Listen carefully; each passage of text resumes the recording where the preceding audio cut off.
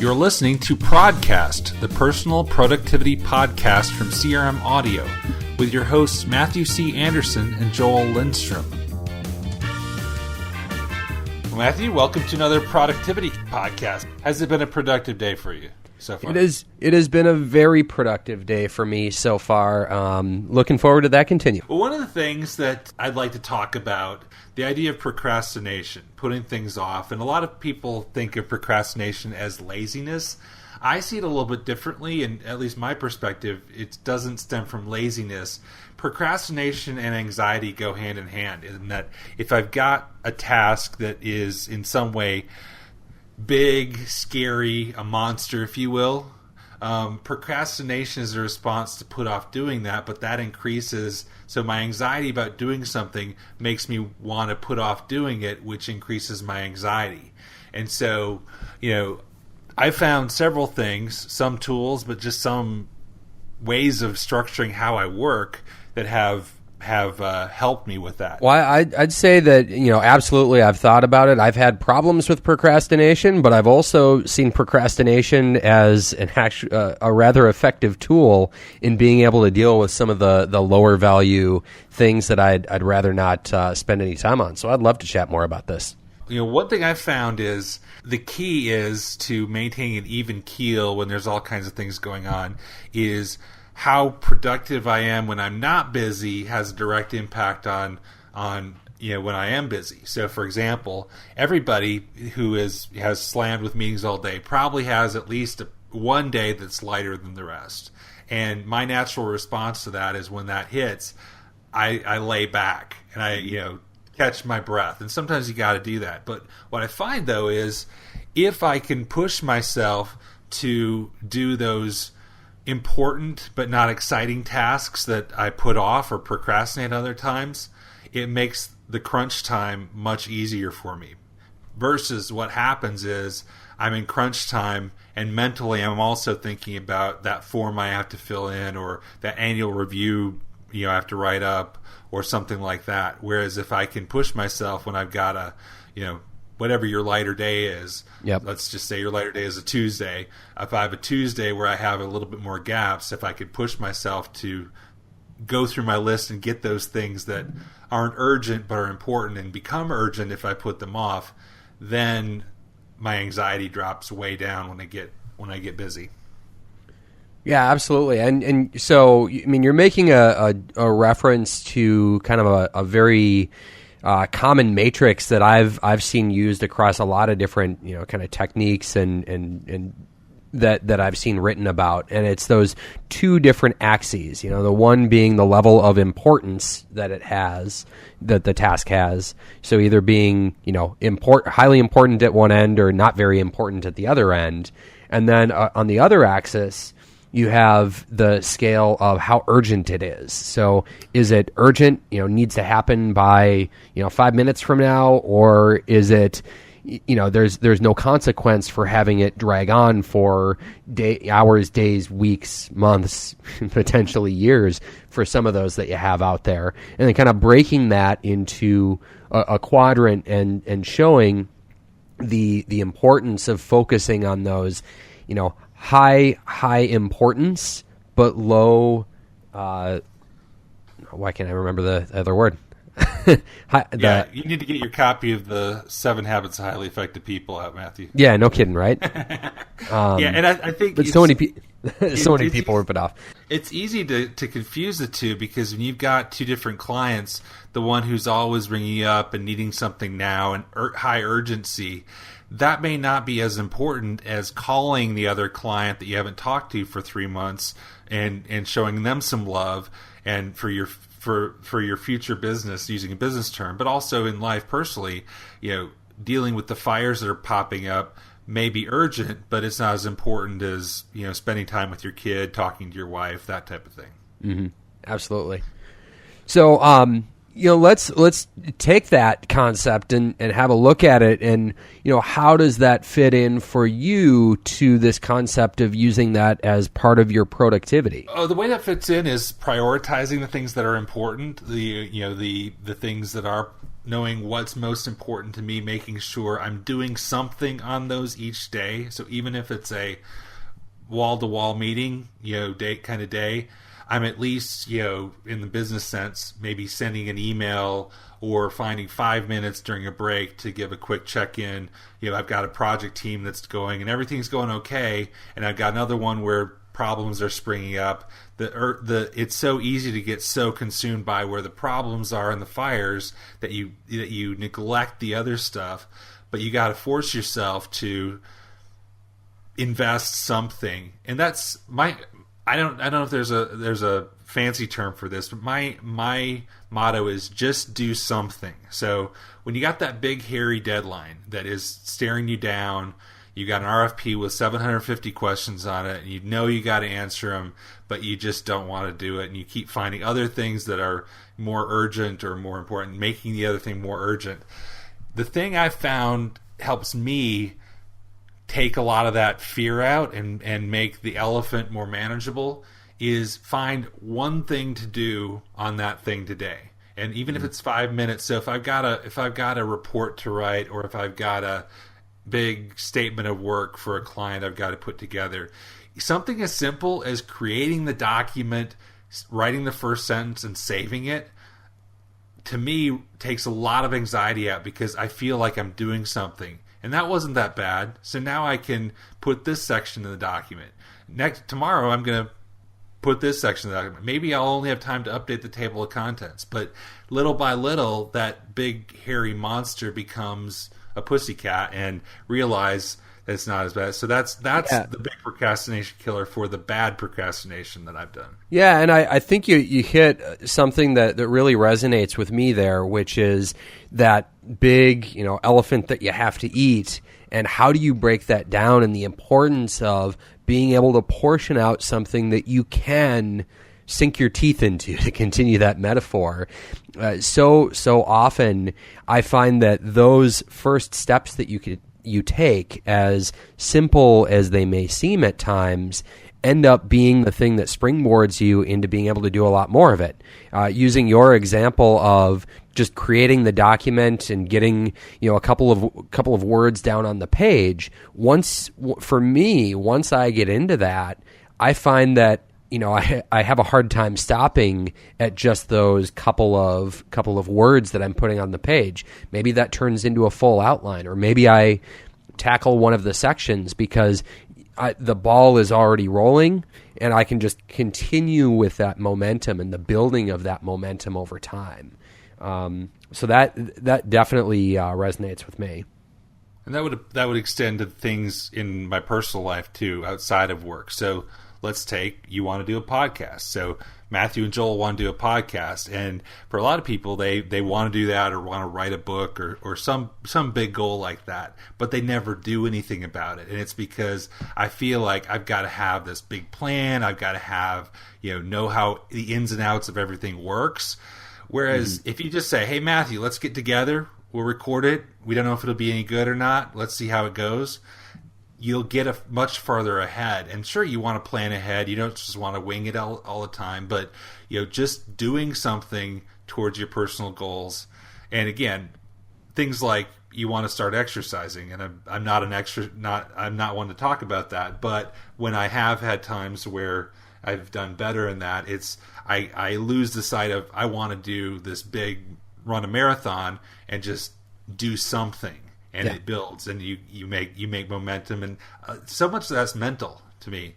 Yeah. Well, and with that, I mean, so often the thing where you realize you've been procrastinating is where you realize that, hey, I've just spent more time planning what I might do on this thing, or what the perfect version of this goal is going to be, or what the right set of tools for me to use to be able to start recording that podcast.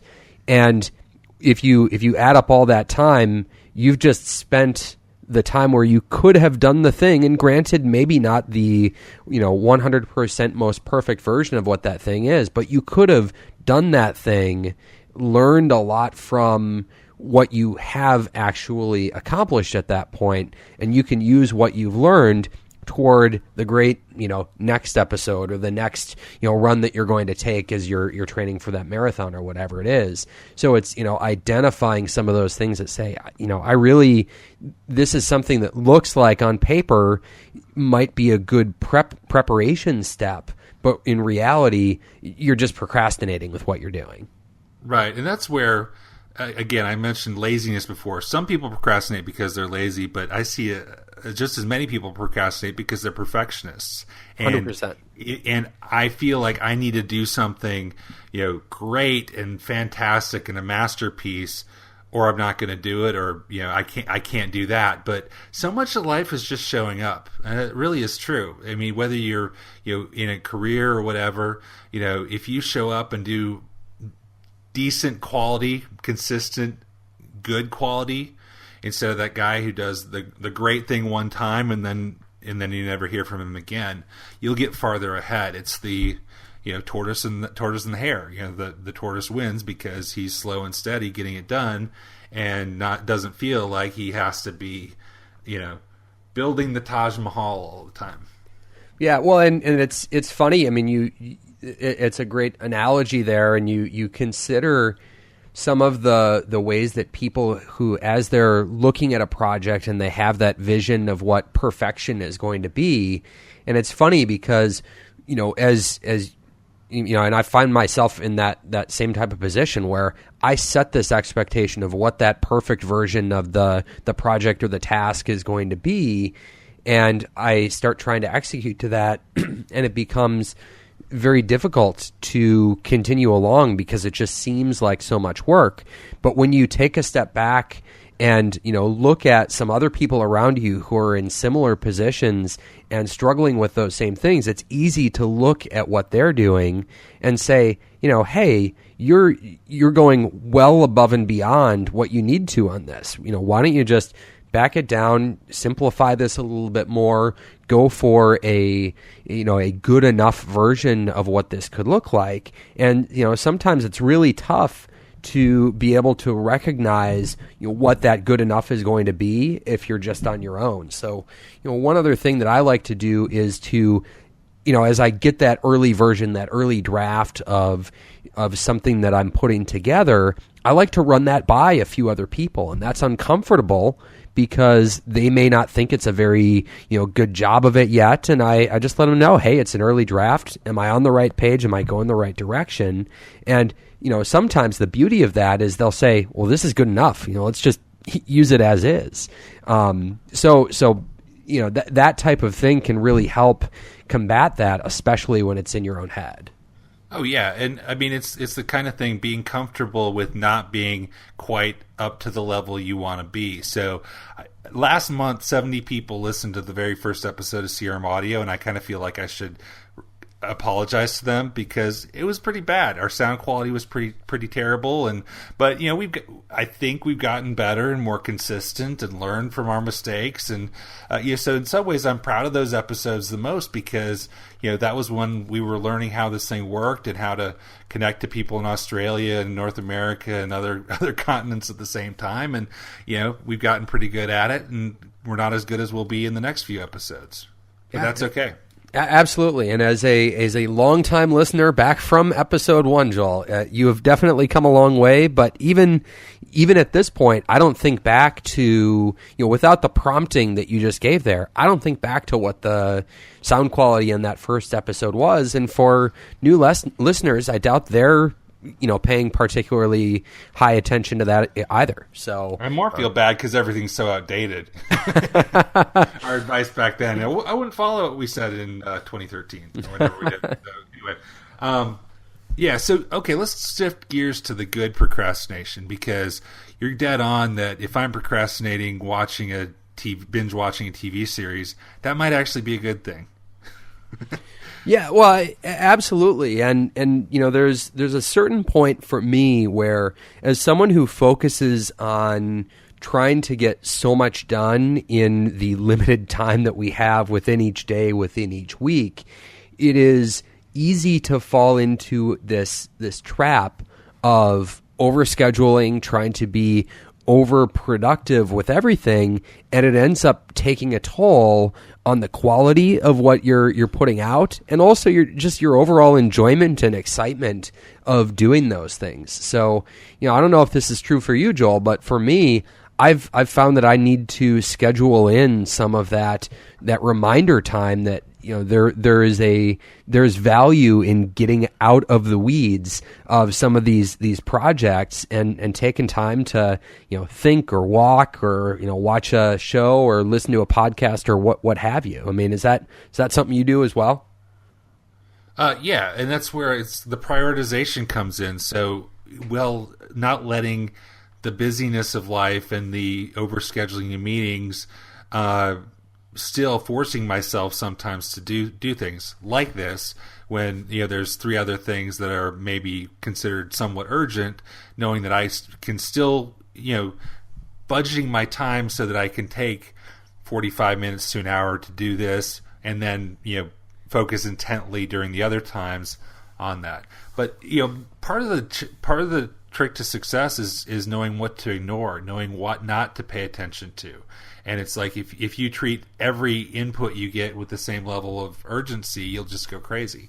So how do you? And part of it, for me, it's I frequently have 3 different meetings I could go to, and I have to make sure I'm planning ahead and looking at my calendar. One thing I do just for mentally is I've found if I've got on my calendar two meetings that overlap each other, I feel much more stressed just seeing that. It's just something about that. I see my calendar, it gets really overwhelming for me. Mm-hmm. So I will go through and pre-plan my day, either a day or 2 days or sometimes up to a week ahead, and just go through and see where I've got things overlapping, and I will clear things out. So maybe I've declined or tentative on a meeting, but I will clear it out so I only have one thing at any time, just so I can make sure I maintain that focus.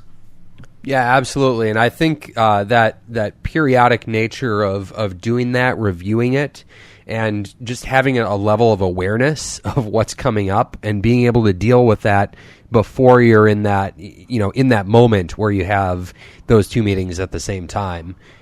So often it's easy to just kind of ostrich your way through the day, through the week, and say, well, I had 2 meetings at the same time. I kind of had to pick one, and there's just kind of this mental fatigue that comes with doing that kind of thing and having to juggle and not having some certainty in what it is that you're doing. So I think that that definitely resonates with me.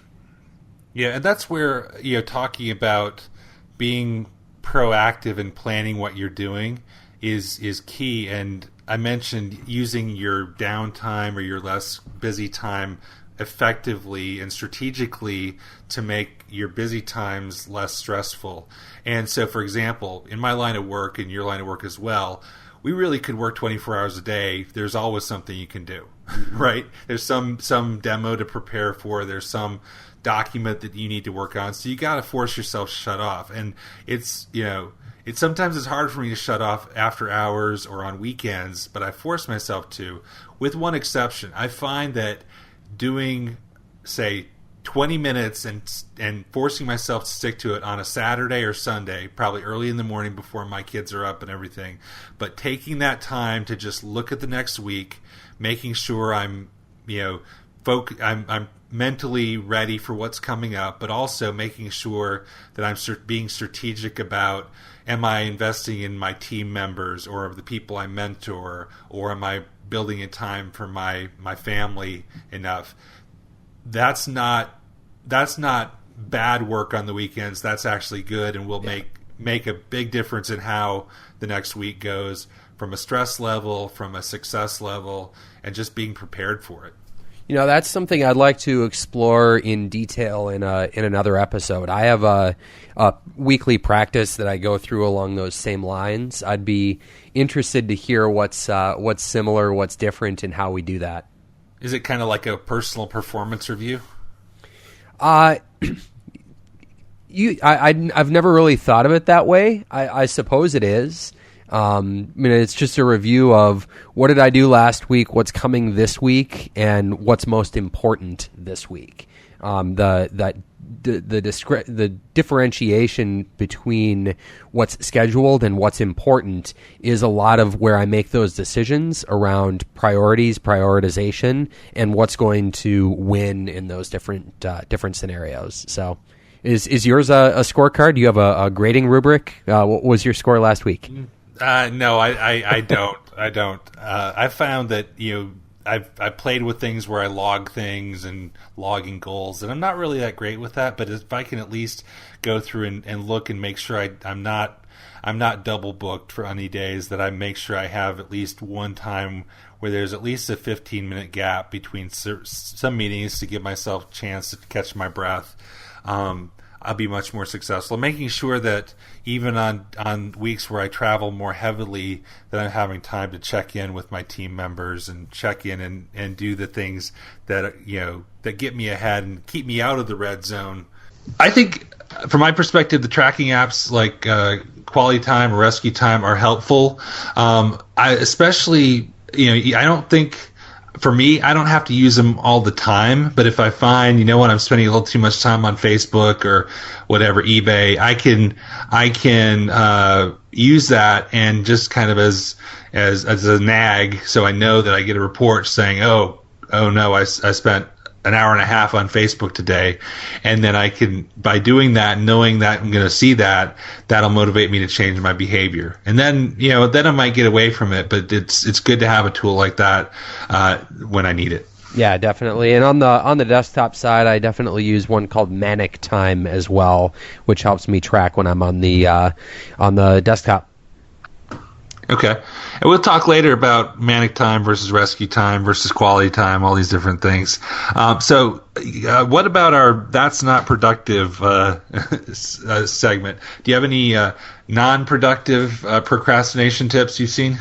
Absolutely. So there was a very That's Not Productive worthy post out on the Huffington Post within the last couple of months here. Was sent over to me by a friend who listens to the podcast. And this one goes through the best apps and products to break your procrastination habit. And specifically they're calling out, again, it's a lot of tools without much context on how or why you should use them. Things like a standing desk. I would love to think that a standing desk is somehow magically going to drive productivity, but I don't know about you, Joel. I've tried a standing desk before. I don't think that in and of itself makes me any more or less productive. It's just as likely to just give you sore feet. Exactly. So definitely this is one you can peruse at your own on your own. We'll post a link in the show notes for it as well. One gem that I did find in here that's worthwhile, that I've found to be very helpful in productivity, that I can expand on here, is specifically around the use of noise canceling headphones.